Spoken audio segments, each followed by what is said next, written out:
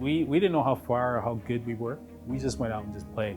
And that was just one of the things that we just did. We just enjoyed playing the game.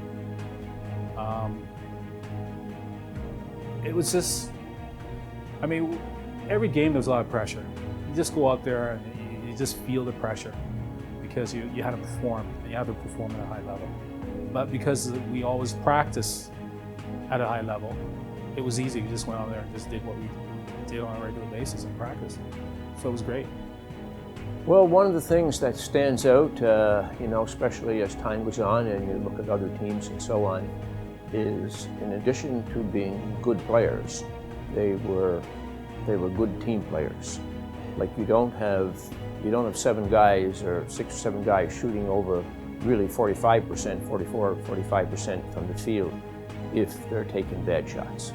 So it was a team. Game on their part. I can remember in one of the timeouts in one of those, either the semifinal or the final, Curtis Brown came over to me at a timeout and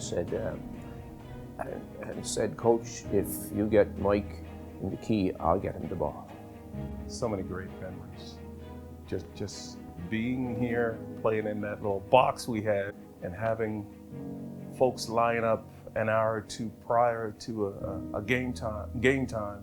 It was unbelievable. Walking up the hill from Blanchard Hall, knowing that not everyone is going to get to see the games, and we had some great games. We had some great battles in this facility. But the camaraderie with all the players, it was just a big family atmosphere more than anything. We weren't playing well. I mean, I wasn't playing well that game because they were keying in on me. And Deroy came off the bench. Deroy, and he was our savior that day. He was the one that really brought the game home for us. Well, in a situation like that, it's sometimes it's kind of a blur. But first of all, there's a feeling of relief that it's over and you won, because winning is not easy, and then you have to certainly feel good for the players who worked.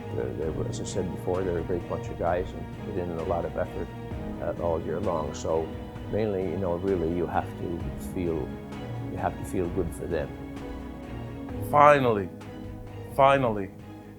we did that because we wanted to bring that championship back here to PEI. It wasn't for just the players, it was for the island, because it's been a long time, and the slipper finally got on a foot. The stands were always packed. Whenever we played in the Metrodome or St. FX, we always had fans that were there cheering, and we thought, you know what, they deserve this. Let's do it for them. So it was more for the island than anything. No, you know what?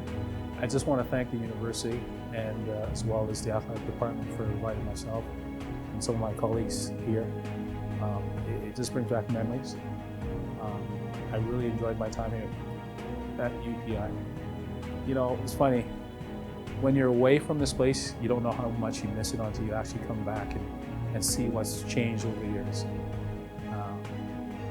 And memories that I will never forget. Which at this stage is a 5-point lead for UPEI. There can be no question that there are 3, possibly 4, but certainly 3 very, very strong teams in the AUAA. Here goes the fast-breaking football pass to Curtis Brown.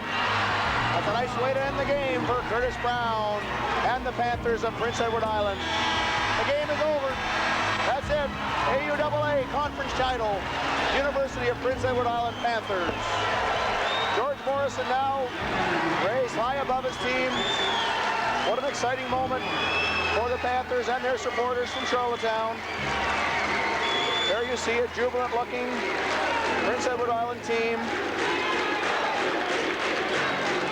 What an exciting moment in the history of the Indy. It's raised high above the heads of TJ Elaine and Mike Morgan, a beautiful trophy emblematic of basketball supremacy in the AUAA. We'd like to remind fans just before we sign off, Greg, they have an opportunity next weekend to go to the regional at Acadia, where they'll have an opportunity to see 4 fine basketball games with Acadia and UPEI.